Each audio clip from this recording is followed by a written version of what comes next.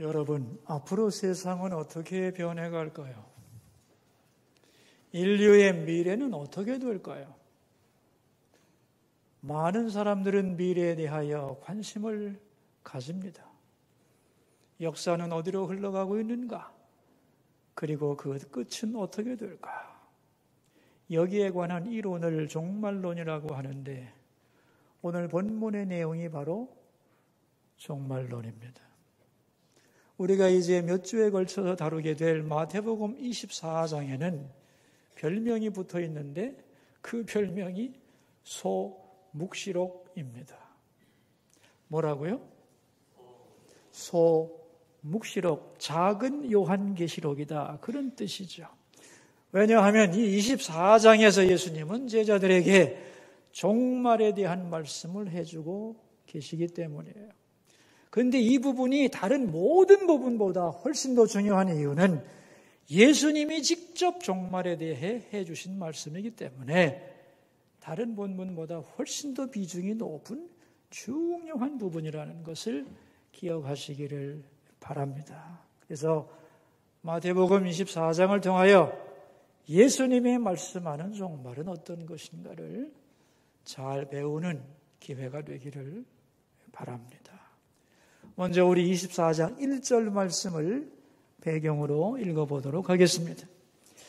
예수께서 성전에서 나와서 가실 때에 제자들이 성전 건물들을 가리켜 보이려고 나오니 그랬어요.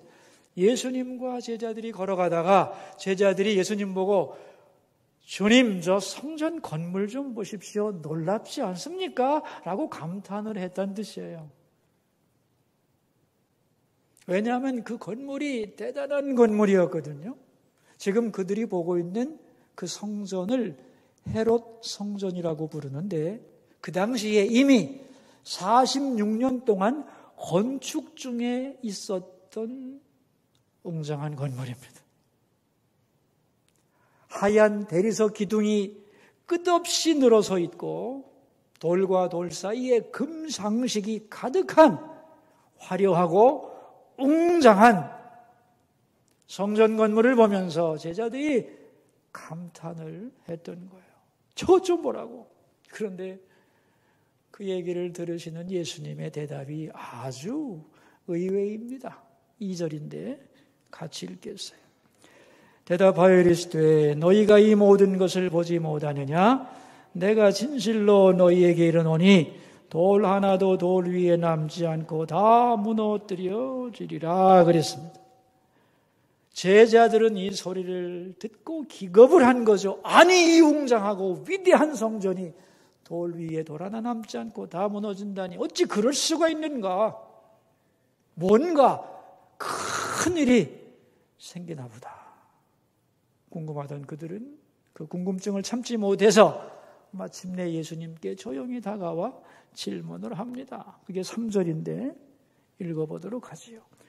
예수께서 감람산 위에 앉으셨을 때에 제자들이 조용히 와서 이르되 우리에게 이르소서 어느 때에 이런 일이 있겠사오며 또 주의 임하심과 세상 끝에는 무슨 징조가 있사오리까? 라고 물었던 거예요.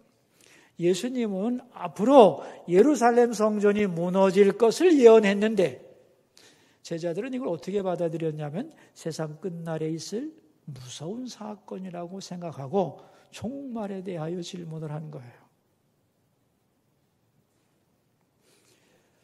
본문을 잘 살펴보시면 제자들이 예수님께 질문한 내용이 3가지입니다. 첫째는 뭐냐 하면은 언제 그런 일이 있을까요? 시간에 대한 질문입니다. 종말이 어느 날, 어느 시간에 임하는가? 구체적인 시간에 대한 질문을 하고 있어요. 두 번째는 징조에 관한 것입니다. 시간을 모르더라도 징조를 알면 언제 그게 있을지 체크할 수 있잖아요. 두 번째는 징조에 관한 질문을 하려는 거예요.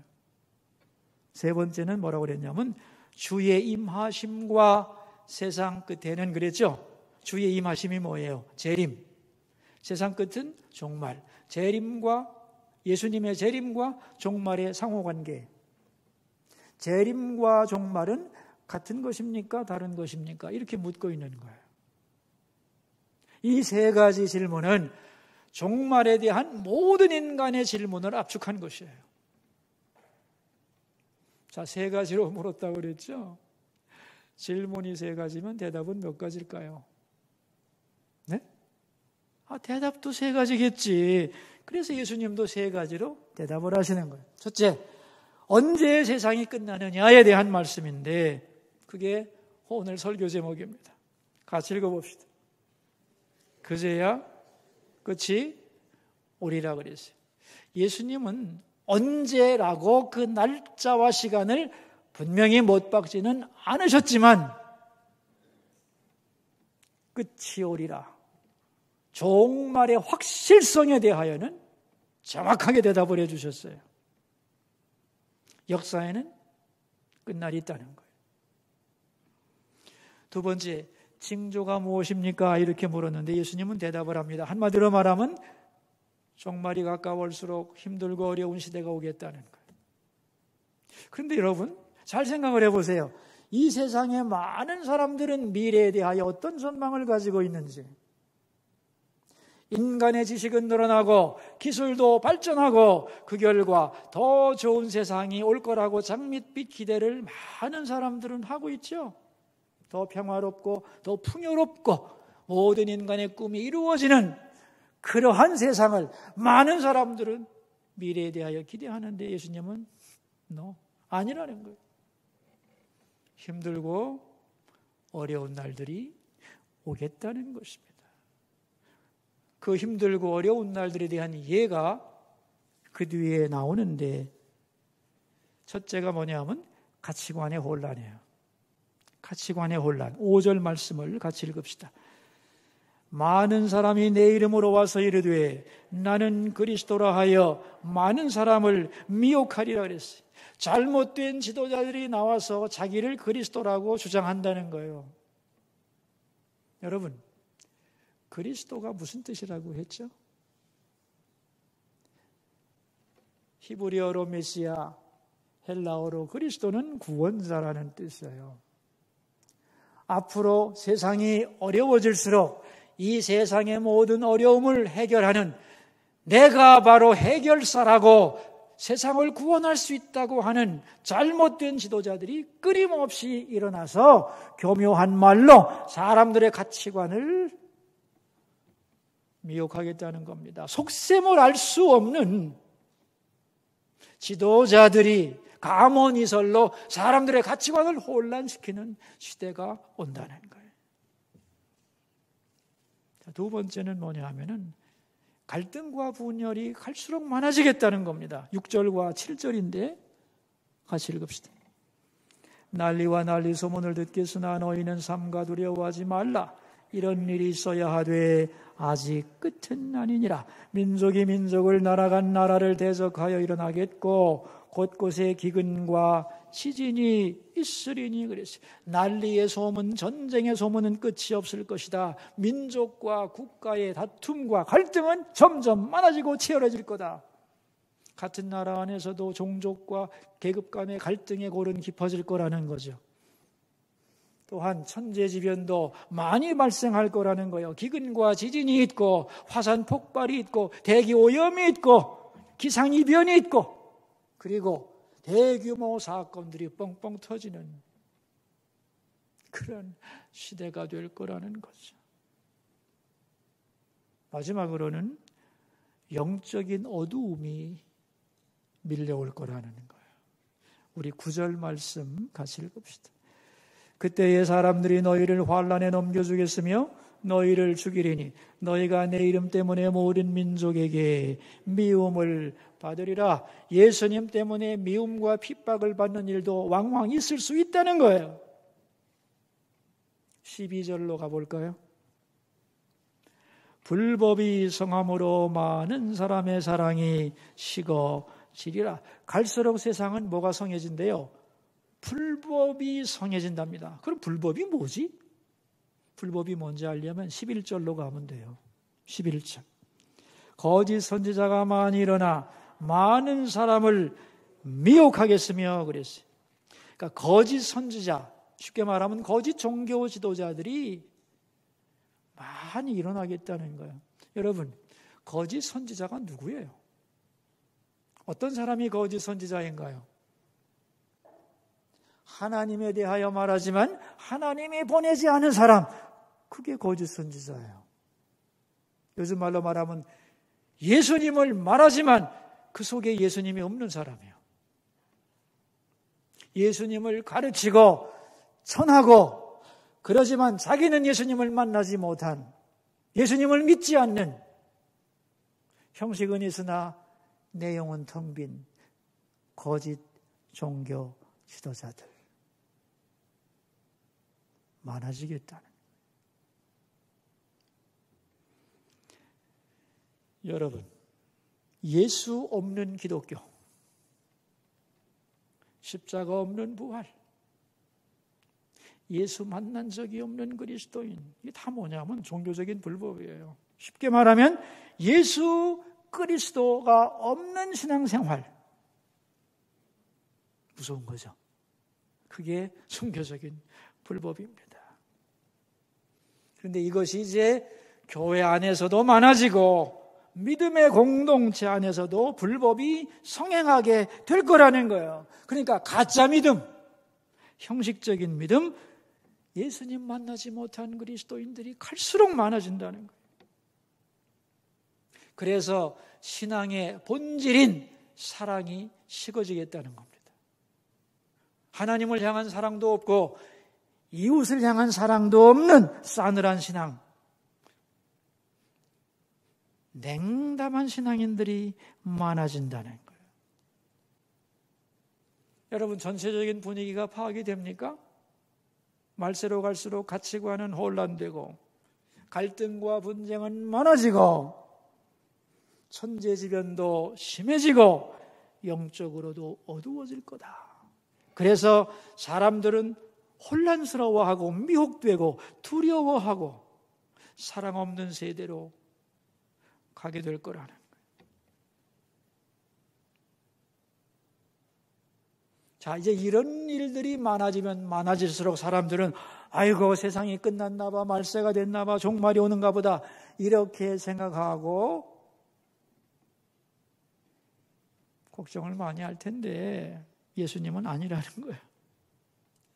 우리 6절 말씀을 보시면 6절 끝에 이런 얘기가 나와요. 이런 일이 있어야 하되 아직 끝은 아니니라 그랬어요. 자, 8절 봅시다. 8절. 이 모든 것은 재난의 시작이다 그랬어요. 재난의 시작이다 그랬을 때 이 재난이란 말을 어원적으로 말하면 산고라는 뜻이에요. 산고가 뭐예요? 산고, 해산의 고통이죠. 산고의 시작이다 그랬어요. 여기 여성분들, 어머니들이 계시니까 산고의 특징이 뭔지 잘 아시죠? 임산부가 아기를 가졌으면 이제 시간이 갈수록 산고가 있어요, 없어요? 아픔이 있어요, 없어요? 있습니다. 그런데 한 번 아프다고 애가 나오나? 그럼 얼마나 좋겠어요. 그런 거 없어요. 이 산고의 형식이 어떻게 되냐면 가끔씩 있다가 세월이, 시간이 갈수록 덤덤 더 빨리빨리 자주자주 오는 거고, 약한 산고였는데 갈수록 점점 커지는 산고예요. 그러나 산고가 있다고 해도 예정한 날짜가 되기 전에는 안 나와요. 그래서 산고를 경험하면서 예정한 날이 되어야 출산이 되듯이 고통이 있다고 바로 종말은 아니라는 거예요. 그 고통이라고 하는 것은 종말이 다가온다는 사인이라는 거예요. 세 번째, 그렇다면 예수님은 언제 오시는가? 예수님의 재림과 세상의 종말은 어떤 관계냐? 거기에 대한 대답이 13절과 14절입니다. 읽어볼까요? 그러나 끝까지 견디는 자는 구원을 얻으리라. 이 천국 복음이 모든 민족에게 증언되기 위하여 온 세상에 전파되리니 그제야 끝이 오리라 그랬어요. 끝이 오는 시간과 천국 복음의 완성은 같아요, 달라요? 같다는 거예요, 지금. 그죠? 그냥 끝이 오는 게 아니라 천국 복음이 땅 끝까지 전해져 온다는 거 아니야. 그 천국 복음이 예수님 소식 아니에요. 예수님의 소식이 땅 끝 모두에게 전달되었을 때 그때 끝이 오는 거니까 예수님의 재림과 종말은 같다 다르다? 같다 다르다. 같다는 뜻이에요. 예수님은 대답 다 했어요. 많은 사람들은 언제 세상이 끝날까? 언제가 말세일까? 그러면은 전쟁이 터지고 뭐 화산이 터지고 지진이 일어나고 하늘에 이상한 현상이 벌어지고 그러면은 아이고 세상이 다 끝났나 보다 하는데 아니라는 거예요. 그런 것 때문에 세상이 끝나는 게 아니라는 겁니다. 그거는 사인일 뿐이에요. 사인. 어떤 사인이냐? 세상은 완전하지 않다. 이 세상은 영원한 것이 아니다. 너희들이 그렇게 믿고 있는 이 세상도 언젠가는 끝날 수 있다는 사인에 불과한 거예요. 진짜 종말은 그런 것 때문에 오는 게 아니고 예수님의 천국 복음이 땅 끝까지 전해졌을 때 세상이 끝난다는 거예요. 자, 그렇다면 여러분, 왜 세상 끝까지 예수 그리스도의 천국 복음이 전해지려면 그 전에 그 복음이 끝까지 전해지기 전에 왜 세상이 어려워지는 걸까요? 아니 세상이 평안하고 잘 나가다가 예수님 오시면 안 되나? 근데 왜 꼭 천국 복음이 전파되기 전에 이 세상은 어려움이 와야 하는가? 하나님의 능력이 없기 때문인가? 아닙니다. 목적이 있기 때문이에요. 그 목적이 뭐냐면 구원입니다. 뭐라고요? 구원. 구원이 이루어지기 전에는 뭐가 있어야 된다고? 고통이 있어야 된다는 거예요. 여러분이 한번 잘 생각을 해보세요. 아니 뭐 세상 역사까지 갈 것도 없어. 나 개인의 문제만 놓고 생각하자면 내가 모든 것이 잘 되고 형통할 때 예수 믿고 온 사람이 있으면 손 들어보라고 그래. 없어요. 죄만 더 짓지. 오히려 힘들고 어렵고 남들이 볼 때는 참으로 어쩌면 좋으냐 할 때 그때 기도 더 하지. 더 겸손해지고 더 하나님 간절히 붙들고 자기 자신 깨어지고 십자가 붙들고 주님 만나고 하나님 자녀 되는 거예요. 맞죠? 개인만이 아닙니다. 역사도 그렇다는 거예요. 모든 것이 잘 될 때 사람들이 하나님께로 올 것 같죠? No! 아닙니다. 아무리 약한 사람이라 할지라도 고통이 오고 어려움이 생기게 되면은 두려움이 생기게 돼요.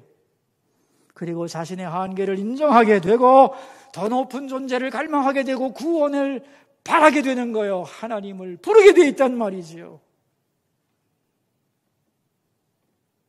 그래서 이 고통과 상처 속에서 완고함이 깨어져 나가고 사람의 마음이 부드러워지면서 복음을 받아들일 수 있는 마지막 기회를 주기 위하여 말세에는 뭐가 있다고요? 고통이 있다. 그러니까 쉽게 말하면 말세의 고난은 선교를 위한 환경 조성입니다. 여러분, 세계의 선교 역사를 살펴보면 확실한 공식이 나와요. 굳게 닫힌 복음의 장벽이 언제 열리느냐? 가난, 질병, 재난, 전쟁이에요. 평상시에는 절대로 문 안 열어요. 가난 때문에 다 굶어 죽게 되면 문 열어야 돼요. 양식을 수입하기 위해서라도. 닫고 있을 수가 없는 거예요. 질병이 창궐하면 치료를 위해 열어야 돼요. 재난이 오면 복구를 위해 열어야 되고 전쟁이 나면 도움을 받기 위해 열어야 되는 거예요. 그래서 고난은 선교를 위한 비상수단이 되는 거예요. 여러분, 이런 안목으로 세상을 보면 말이죠, 지금 전쟁하고 있는 나라, 질병 때문에 고생하고 있는 나라, 재난 때문에 많이 망가지고 있는 나라를 보면 아이고 어떻게 하지만은 한편으로 그렇게 힘들고 어렵지만 다른 한편으로는 그런 과정을 통하여 굳게 닫힌 문이 열리고 그 사이로 복음이 흘러들어가는 상황이 전개되고 있다는 거예요. 아멘입니까? 이 관점을 잊어버려서는 절대로 안 되는 거예요. 오늘 본문은 대단히 어려운 본문입니다. 그래서 간단하게 정리를 해드리겠습니다. 여러분, 역사 철학에 의하면 역사의 목적이 뭐냐? 여러분 역사 배우셨죠? 우리는 되게 피상적으로 배우지만은 역사의 목적 같은 거 배운 적 없잖아요. 그죠? 사건만 암기했지. 역사의 목적은 절대 정신의 자기 현실화예요. 자아 실현입니다. 쉽게 말하면. 예를 들면 역사를 말하면 좀 복잡하니까 우리 개인으로 말하자면 우리가 살아가는 삶의 목적, 내 인생을 통하여 이루고 싶은 게 뭐겠어요? 자아 실현일 거 아니야. 그죠? 되고 싶은 내가 되는 거예요. 그런데 그 되고 싶은 내가 어떤 존재라는 것에 대한 규정은 없지만 아무튼 되고 싶은 존재가 되는 게 내 인생의 목표 아니요. 맞아요? 그런 의미에서 많은 사람들은 일반 역사는 그 목적이 뭐냐? 자기 실현입니다. 역사의 목적이. 그러나 성경은 역사의 목적이 뭐냐? 구원이라고 말씀하는 거예요. 우리 개인적으로도 한번 생각해 봅시다. 우리가 이 땅에 살아가는 동안에 인간은 무엇인가를 갈망하죠. 맞아요? 누구나가 모든 인간이 뭔가를 아주 갈망하는데 그 갈망의 극치의 극치가 뭐냐? 한마디로 말하면 그게 구원입니다. 그러니까 인간은 살아가면서 계속 구원을 갈망하는 존재예요. 그러니까 성경 말씀이 맞는 거예요. 인간도 삶의 모든 과정을 통하여 구원을 갈망하듯이 이 역사도 결국은 구원을 향하여 전진하고 있는 거라는 거예요. 그래서 먼저 역사의 방향은 뭐다? 역사에 나가는 방향의 목적이 뭐라고요? 구원. 사람들은 자기 실현이라고 말하지만 성경은 뭐라고 말한다고요? 구원. 그게 맞다는 겁니다. 그렇다면 계속해서 구원을 현실화하는 방향으로 역사가 전개되고 있나요? 지금 우리 역사의 현실을 보면 구원이 현실화되는 방향으로 나가고 있다 없다? 안 나가는 것 같죠? 그죠? 오히려 반대쪽으로 나가는 것 같죠? 그래서 구원과는 반대되는 방향으로 나가는 것을 표현하기 위해서 사용한 중요한 용어가 있어요. 불법이라는 말이에요. 그러니까 구원을 향해 나가는 게 아니라 뭘 향해 나가는 것 같아요? 세상은 불법을 향해 나가는 것 같다는 거예요. 그럴 때 세상 사람들은 당황하게 돼요. 세상이 왜 이 모양이지? 잘못 흘러가는 거 아니야, 역사가?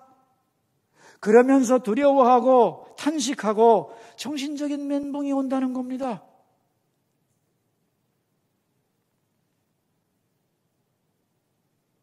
그렇다면 여러분,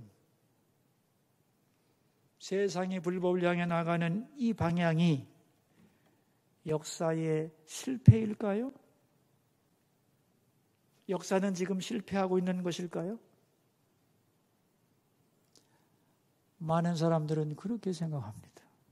이렇게 가면 안 되는데 왜 이렇게 가지? 그래서 이런 가운데서 양심 있는 사람들, 똑똑한 사람들, 구원을 갈망하는 사람들은 탄식하고 절규하고 고통을 받으며 눈물 흘려요. 그러나 여러분, 한 차원 높은 관점으로 바라보면 이 역사는 잘못 가고 있는 게 아닙니다. 하나님이 인류의 마지막 구원을 위하여 역사를 그 방향으로 몰고 가는 거예요. 몰고 가는 거예요. 그 속에서 사람들은 탄식하고 아파하고 절규하고 인간의 한계를 느끼며 구원을 갈망하게 되는 거예요. 이해가 되세요? 내가 원하는 대로 역사는 흘러가지 않는다고 역사가 실패하는 거냐? 아닙니다. 더 차원 높은 하나님의 관점에서 보면 그렇게 잘못 굴러가는 것 같은 역사 속에서 사람들은 탄식하며 구원을 갈망한다는 거예요.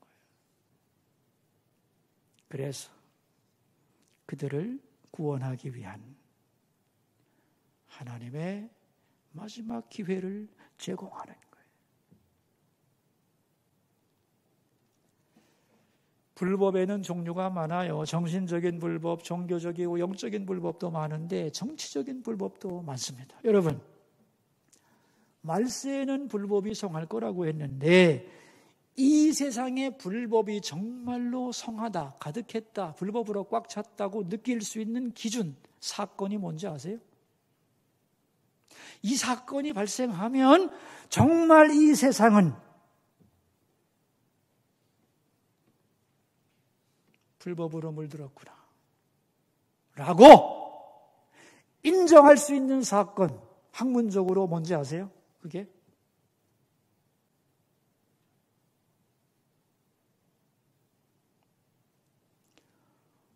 부정선거입니다. 뭐라고요? 부정선거. 다시 말하면 부정선거가 있다면 그 단체는 단체대로, 사회는 사회대로, 그 나라는 그 나라대로 온통 불법으로 물들었다고 말할 수 있다는 거예요. 왜냐하면 권력의 모든 정당성이 사라지기 때문입니다. 정치의 목적이 뭐죠? 간단해요. 권선징악입니다. 선을 권장하고 악을 징계함으로써 모두가 공평하게 잘 살게 만드는 것이 정치의 목적입니다. 그런데 그걸 집행하는 주체가 부정한 방법으로 권력을 잡는다면 나머지 모든 부분에서 무슨 정의가 세워질 수 있겠어요? 아무리 그런 지도자들이 윤리를 배우고 도덕을 배우고 법 잘 지키라고 말한들 아이들도 콧방귀를 뀌고 그 말을 듣겠습니까? 안 되는 거예요. 정의를 판단하고 집행할 주체가 부정한데 정의는 세워질 수 없는 거예요. 2020년 작년에 미국 대선이 있었을 때에 전 세계에 영적으로 깨어있던 사람들과 양심적인 학자들이 아주 주목했던 것이 하나 있습니다. 딱 하나요. 불법 선거 이슈입니다. 예를 들면 말이죠. 세계 최고의 권력자인 미국의 대통령도 부정선거 때문에 휘둘린다면 정상이라고 할 수 있겠어요? 저는 누가 더 표를 많이 받았는지는 절대 몰라요.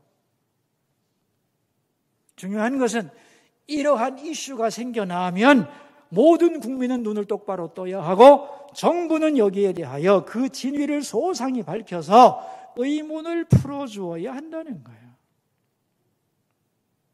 그게 정부의 마지막 사명이며 매스컴의 마지막 양심입니다.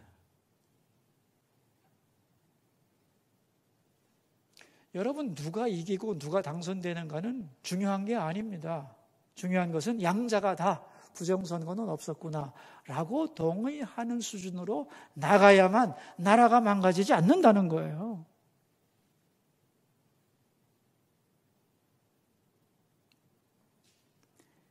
민주주의의 마지막 보루는 선거입니다. 사회의 기본 질서와 가치와 공정성을 허무는 불법 선거가 절대로 있어서는 그 사회는 망가지는 거예요. 그래서 모든 국민들이 가장 조심해야 될 게 뭐냐? 뭐예요? 여러분이 대답하세요. 그리고 여당이든 야당이든 상관없습니다. 이런 문제가 불거지면 투명하게 들어가서 오해를 풀어줘야 된다는 거예요. 그래야 그 사회가 망가지지 않을 수 있는 마지막 기준을 잡을 수 있는 거예요. 여기 많은 성도님들 계시는데 성도들이 깨어 기도하고 나라를 위해 기도해야 될 마지막 것이 뭐냐? 이거예요. 여러분, 오늘 본문에서 예수님은 말씀하십니다. 너희는 두려워하지 말라고. 다시 말하면 역사가 잘못 가고 있다고 탄식하고 낙담하지 말라는 거예요. 왜? 우리가 볼 때는 역사가 뒤집어지는 것 같고 불법으로 가는 것 같지만 역사의 주관자이신 하나님은 이 역사를 분명한 목적을 가지고 구원이라고 하는 확실한 목표를 가지고 실수 없이 역사를 이끌어 가시기 때문에. 아멘입니까? 그러니까 어려운 일 생겼다고 세상이 끝났다, 세상이 왜 이 모양인가 낙담하고 쓰러지지 말고 역사를 다스리는 하나님의 뜻을 파악하고 지금 내가 여기서 해야 할 믿음의 길이 뭔가를 잊지 말고 그 길을 꿋꿋하게 걸어가야 하는 거예요. 여러분, 하나님을 모르는 사람들은 말세가 될수록 더욱 충격이 클 겁니다만은 하나님의 백성들은 그러한 어려움 속에서도 기도하고 붙잡을 때마다 바로 거기서 우리를 건져주시고 구원하셔서 간증이 풍성한 삶으로 이끌어 가실 줄로 믿습니다. 어떠한 미래가 온다고 두려워하지 말고 주님의 말씀처럼 담대하게 믿음으로 끝까지 승리하는 여러분 되시기를 주의 이름으로 축원합니다. 기도하겠습니다. 들은 말씀을 생각하면서 우리 기도함으로 나가겠습니다. 첫 번째 기도 제목입니다. 종말에 대한 염려와 두려움에서 우리 모두를 건져주소서. 기도하겠습니다. 여러분의 목소리가 자기 귀에 들리도록 소리를 내서 오늘 들은 말씀을 자기의 입술로, 자기의 언어로, 기도로 바꾸어 주님께 올려드리겠습니다. 하나님 아버지, 오늘 예수님이 가르쳐준 종말에 대한 말씀을 들었습니다. 세상에 끝이 온다고 생각하면 사람들은 염려와 두려움에 빠집니다마는 주님은 두려워하지 마라 그랬습니다. 왜냐하면 하나님의 역사의 주인이시고 우리의 생각보다 더 큰 차원에서 구원을 이루어 가시는 과정임을 알고 안심하고 믿고 두려워하지 말라 하셨으니 세상이 어떻게 가도 우리는 미래에 대하여 두려워하지 않고 하나님 바라보며 걸어갈 수 있도록 은혜를 내려 주옵소서. 두 번째 기도 제목입니다.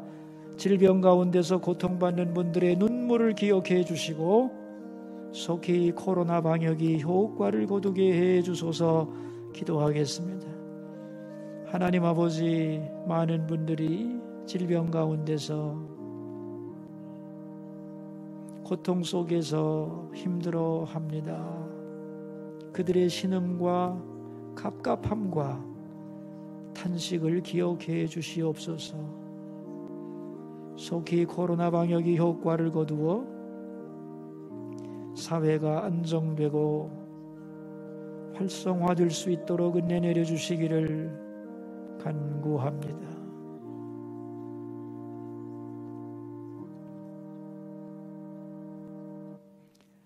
시간과 역사의 주인이신 하나님, 사람들은 종말을 이야기하면 두려워합니다. 그 시기와 징조를 알려고 합니다. 그러나 예수님은 그런 것이 중요하지 않다. 확실한 것은 종말은 분명히 있다는 것이고 그날이 가까워 올수록 어려움도 많겠지만 그것은 구원을 위한 것이며 사람이 마음을 열고 복음을 받아들일 수 있게 하는 마지막 기회를 주는 것이라고 말씀해 주시니 감사합니다. 그러니 주의 백성들 그날을 두려워하지 말고 역사의 목적을 바로 알고 오늘 내게 주어진 일에 최선을 다하게 하옵소서. 끝까지 견디고 믿음으로 승리하는 사람들이 되게 하옵소서. 존귀하신 예수님의 이름으로 기도하옵나이다. 아멘. 이 시간에는